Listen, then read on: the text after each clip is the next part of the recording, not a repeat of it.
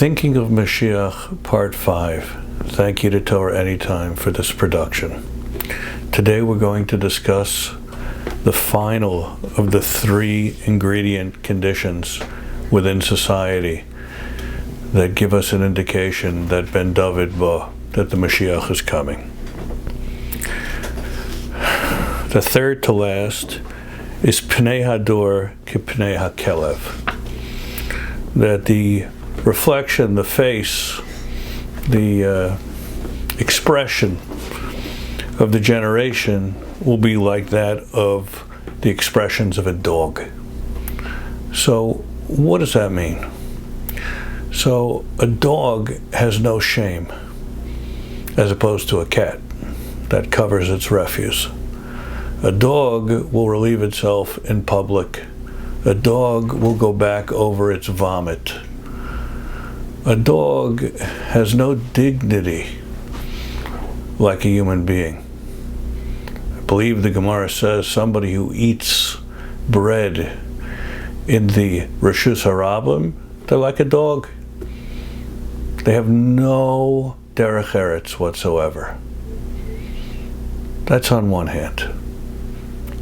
On the other hand, if you look at the word kelev and you break it up, it becomes kol lev.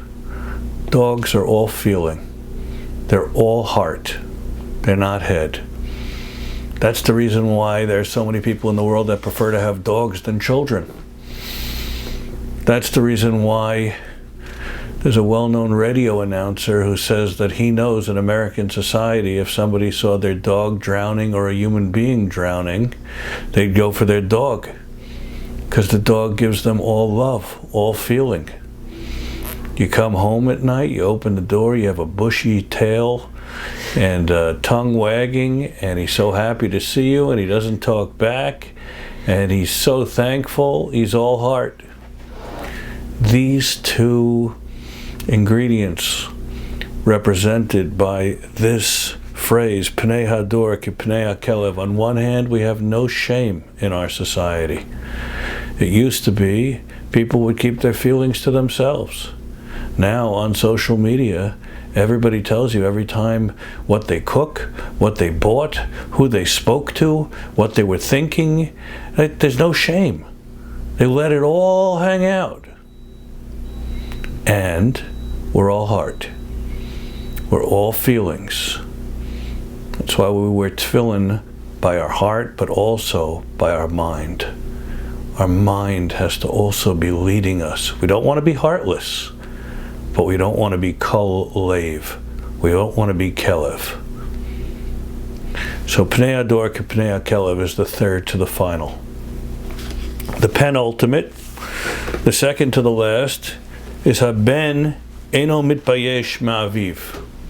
That in our society at large, children are no longer humbled and ashamed in front of their parents, and vice versa.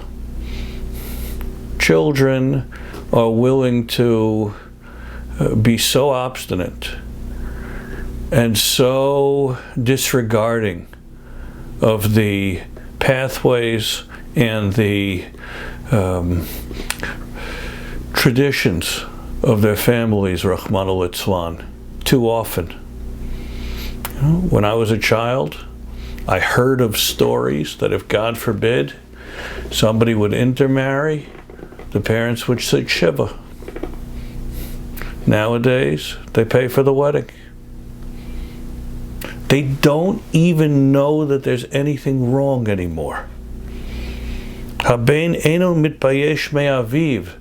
The child is not humbled in front of his parent because the parent doesn't know better. Which is why it's going to be the V'heshiv lev avos alev banim. The children, when they do tshuva, are the ones who bring the parents back. But there's absolutely no shame whatsoever. I knew someone years ago who was having faith problems and wasn't sure how they wanted to live their life. And they came to me to discuss it, and I said, well, where are you holding? He said, well, I could never do that. It would hurt my parents. Nowadays, people call their parents by their first name. People have no use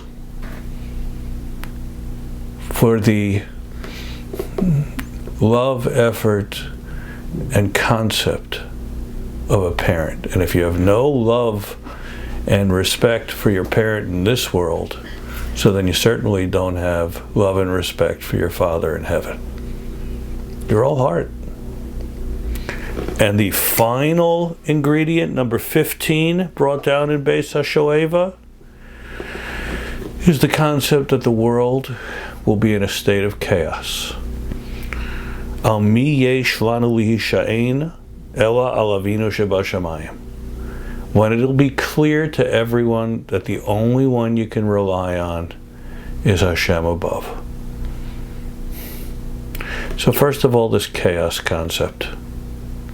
I heard many years ago Rabbi Akiva Tatz talk about that even in the cultural world, there has been such a progression towards chaos.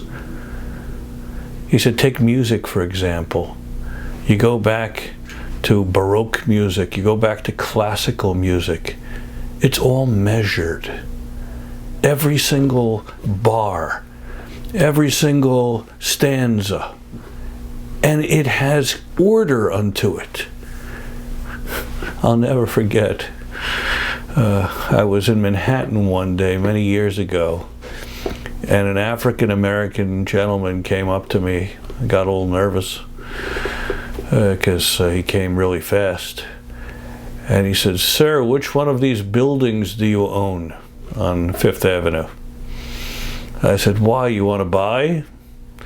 He said, "No." He said, "I want a chance." I said, "What kind of chance do you want?"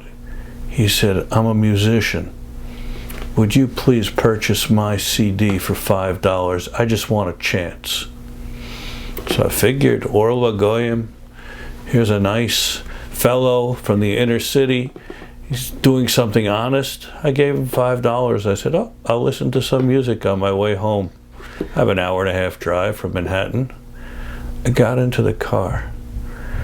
There wasn't, first of all, any sound of music whatsoever, no melody.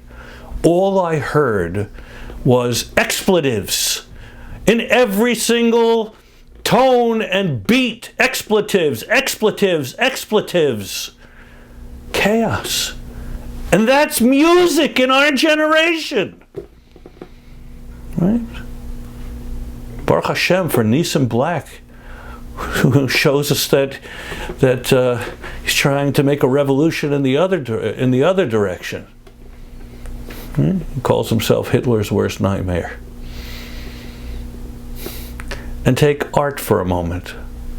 There are museums filled in Europe with the most measured, beautiful Rembrandts and Picassos, Van Gogh, beautiful art with contrasts and colors and imagery. So nowadays you see people putting feces on an oak tag and calling it art and selling it for lots and lots of money. We live in an age of chaos. Put on top of that the coronavirus, that at least for a while everybody realized we weren't in charge.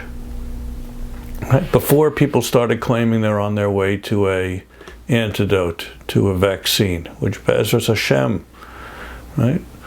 We're required to do what we can. V'rapo yirapeh. But in the world around us is chaos. The one thing that holds us together is Torah. But we shouldn't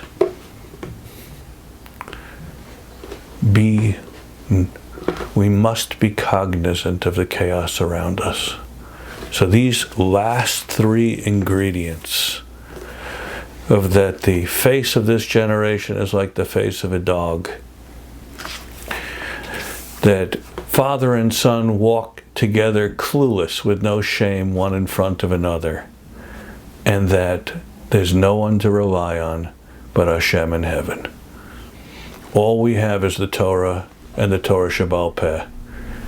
And these 15 ingredients brought in the Gemara have played themselves out over and over again in front of our eyes.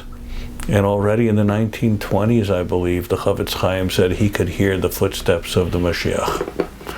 When we continue on our next podcast or video, we're going to start discussing the highlights of the 3 chapters of the Chavetz Chaim Tzipisa Yeshua.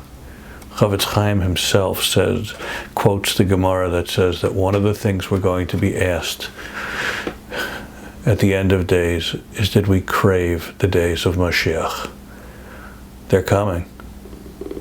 Let's get ready.